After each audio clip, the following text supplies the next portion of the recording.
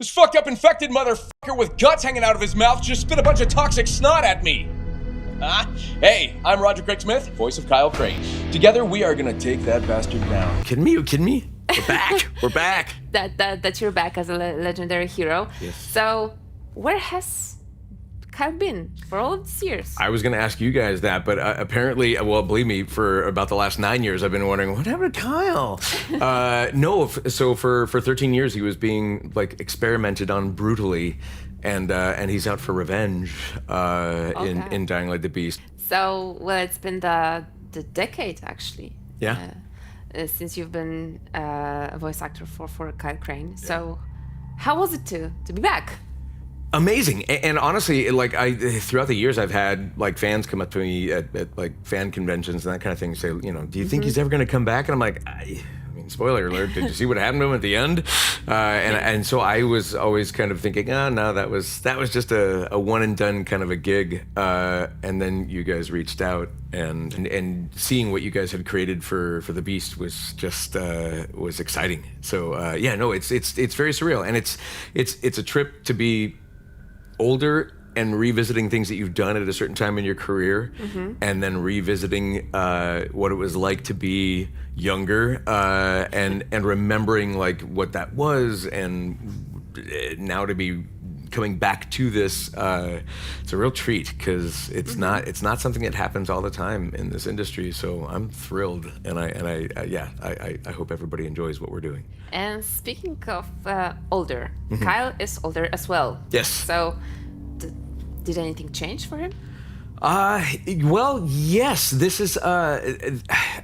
I don't want to say like Dying Light 1 was a happy-go-lucky Kyle, but he was maybe more like reactive and maybe more just sort of present in what he was experiencing, and would kind of talk about it rather profanely, I guess, in real time as he was experiencing things that the player would be experiencing. And this Kyle is a little more seasoned, a little more grizzled, and a little, dare I say, angrier, and out for revenge. He's been through a lot. Yes, he's been through a tremendous amount, and I think that was the sort of like fascinating element for me, was to see the direction you guys were taking this character now, and where I still kind of want to lean on maybe some of the more snarky quips. This Kyle is still there, but he's a little more focused, and he's a little more diligent in his pursuits, and maybe not quite as jovial by comparison to the Dying Light 1 Kyle Crane, or the Kyle Crane of like 10 years ago. Or 13 years ago in the game, I should say, right? Yeah, yeah. We're breaking the fourth wall here. Okay, so what was the hardest part of being a voice actor for Kyle Crane in Dying Like the Beast, and what was the most fun part? Oh gosh, the hardest part. Well, no, this is a challenge, because, like I say, I go back to the earlier version of Kyle that I remembered playing, and it's kind of like hard to break those habits.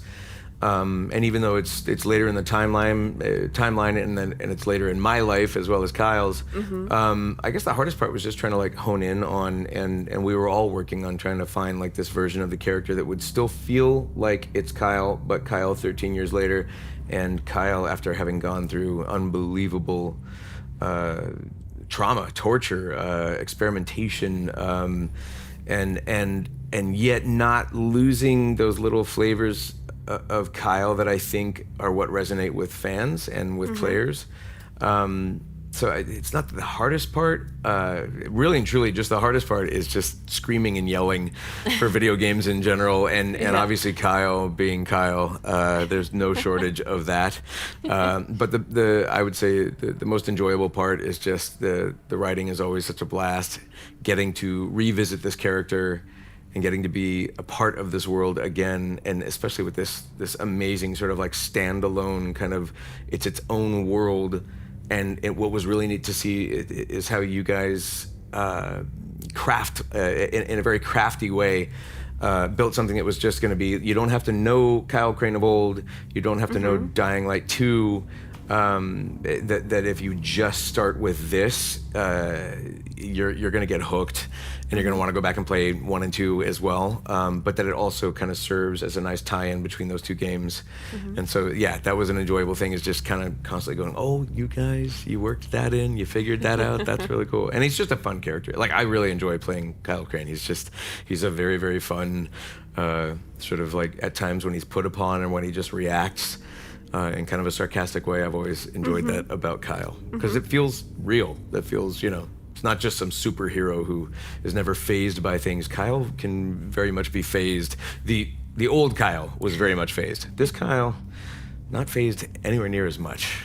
Yeah, he's angry. He's out for revenge. Okay, but any favorite quotes from Dying Light? Oh gosh. That we can say on camera without using the F word? Probably not.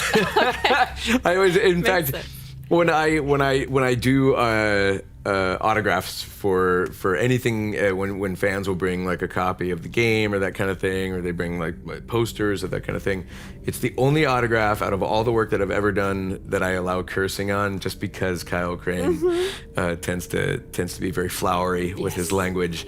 So no, I would just. You guys would have to bleep it out anyway, but it would probably just be one good cathartic F-bomb. I've been going back and listening to some of the early stuff that we had done, and thank goodness there's like YouTube videos that feature like all of the voice lines kind of thing, and I crack up at listening to something like, yeah, that was the way I said that F word was pretty good. I liked the way I said that F word. That was a good F-bomb. Like so yeah, it would be that. Okay, so you already told us that Kyle was captivated for 13 years. Yeah. So do you think he will be able to adapt to this new world?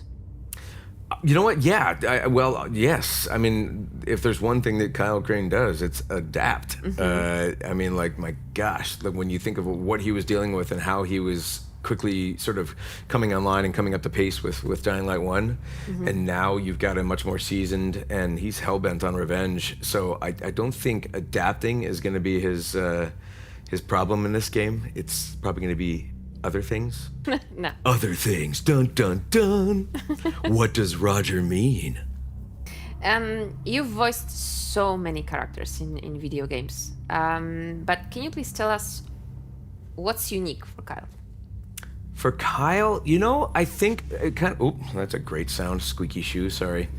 For Kyle, I think what's unique about Kyle Crane is kind of what I was saying earlier, that often in video games you get these unbelievable characters that are just never phased, and it's like, bullets bounce off of them, and they have the right thing to say at all times. And I mean, without saying the line, there's Kyle, why are you shouting?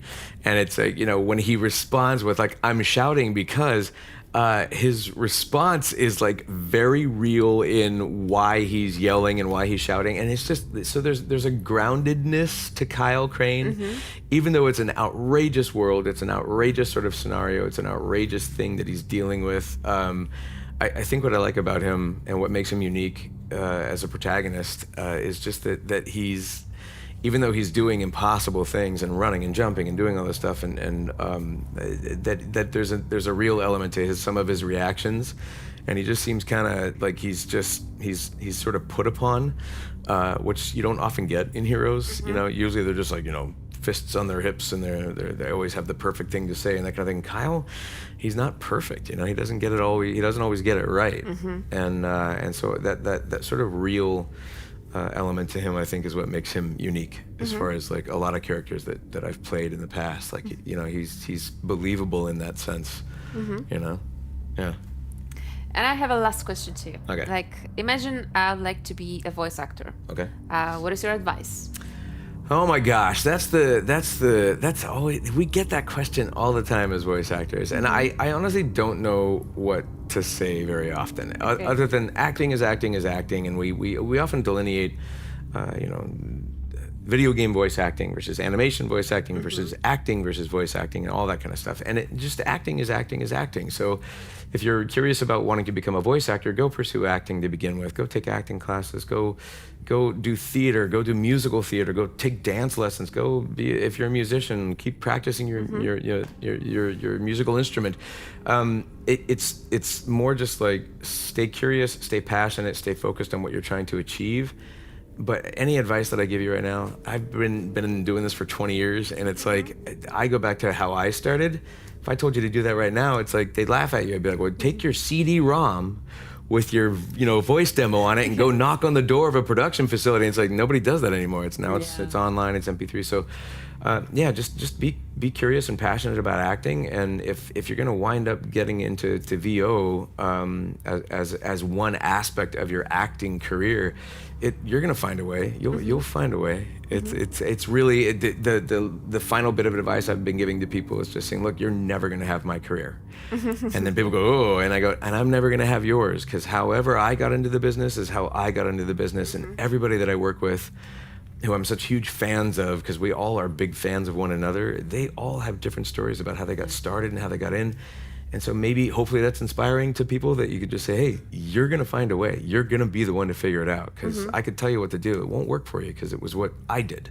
Yeah. And it's like, I'm curious to see how people, especially now, things are so different. The internet is so influential in how people get where they are. And, and it was barely a tool when I was starting.